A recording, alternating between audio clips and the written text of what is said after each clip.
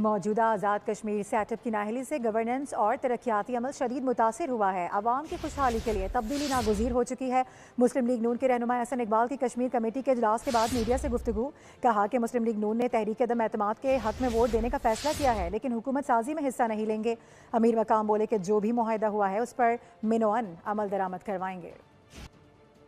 आज़ाद कश्मीर के अंदर जो मौजूदा सेटअप है, जिसकी नाअहली की वजह से हम महसूस करते हैं कि कश्मीर के अंदर इंतज़ामी गवर्नेंस और डेवलपमेंट का जो बहरान पैदा हुआ है, उसने वहाँ की सूरत हाल को काफ़ी अबतर किया है। और आज़ाद कश्मीर के अवाम, उनकी खुशहाली का तकाजा है कि इस सेटअप को तब्दील किया जाए, जिसके लिए पाकिस्तान मुस्लिम लीग नून तहरीक अदम एतमाद में शरीक होगी।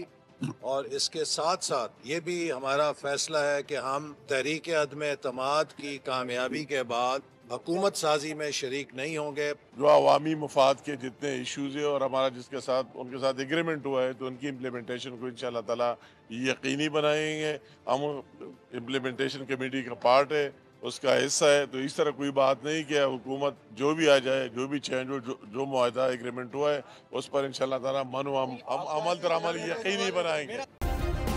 सब्सक्राइब करें और बेल दबाएं ताकि कोई खबर रह न जाए।